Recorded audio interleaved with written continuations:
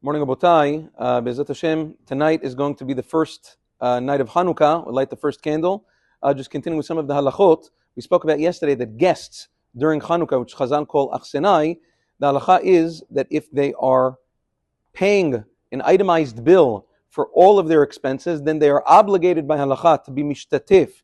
They have to give a few coins to the Baal Habayit to purchase some of the oil and wicks, and then they'll be yotzeh with the lighting of the Baal Habayit. Otherwise, if they are paying generally or not paying at all, they are exempt from paying the Baal Habayit. They need not pay anything, and they're included in the Baal Habayit's hadlaka. Nevertheless, Hagaon Chacham David Yosef, the Rishon LeZion, writes in the Sefer Torah Moadim that because of the machloket, in any event, a guest should pay the Baal Habayit just a few coins in order to be mishtatif, to participate in the oil and wicks. With one exception, says Maran Zechron Livracha in Chazon Ovadia, that it's very common that children go to visit their parents or in-laws during Chanukah, and they sleep over, whether it's Shabbat or whatever it is. Over there, the minhag, at least by the Sfaradim, is very clear that children going to stay with their parents or in-laws do not need to pay the Baal Habayit at all, and they're included in the hadlaka just by mere virtue of being in the house and staying there over Chanukah. Now, an interesting halacha with regards to traveling and staying in a hotel over Chanukah.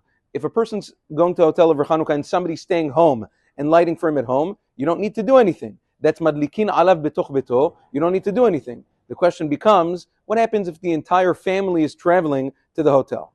Technically, a person would be obligated to light nerot Chanukah in the hotel room. Practically, that's very difficult because the vast majority of hotels around the world do not allow lighting fire in the room. So again, let's try to find a bunch of practical solutions. Number one, if that hotel room has a balcony and you're allowed to smoke on the balcony, so guess what? If you can smoke on the balcony, you can also light nerot Chanukah on the balcony. And therefore, if you get one of those little glass boxes, like the aquariums, and you put the Chanukah candles over there, you'll be yotzeh lechat techila.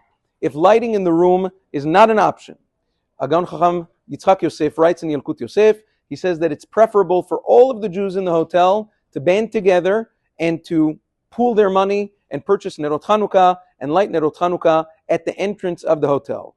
Also, very outside of Eretz Yisrael, quite impractical. It's hard, even in Eretz Yisrael, it's hard to pull that off. When you're going to round up all of the people in the hotel, it's very hard to do that. Therefore, when all else fails, what Hagaon of Shlomo Zalman Auerbach writes to do the Halichot Shlomo, as well as Rav Eliashiv, they say that the best thing to do is to take like an electric menorah or battery-powered candles, and turn those on l'shem mitzvah tadlakat nerot Chanukah in the room. Obviously, do not make a bracha, but according to several poskim, you'd be yotzeh with electric candles. Light those in the room, and that's the best that you can do under the situation because one is anus. I do want to point out that sometimes they have these Hanukkah programs where people go away for Shabbos Hanukkah and they have a lighting station.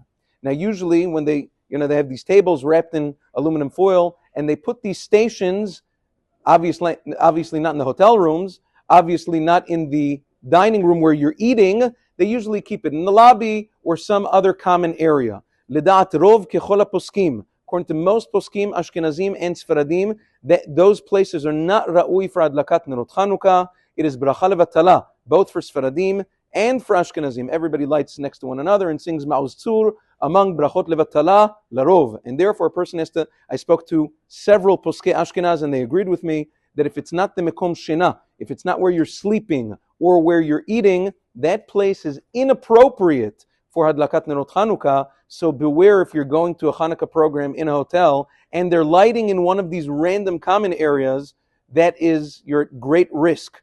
First of all, not being yotzeh the mitzvah, and second of all, brachot levatala, wholesale. Have a wonderful day and Chanukah Sameach.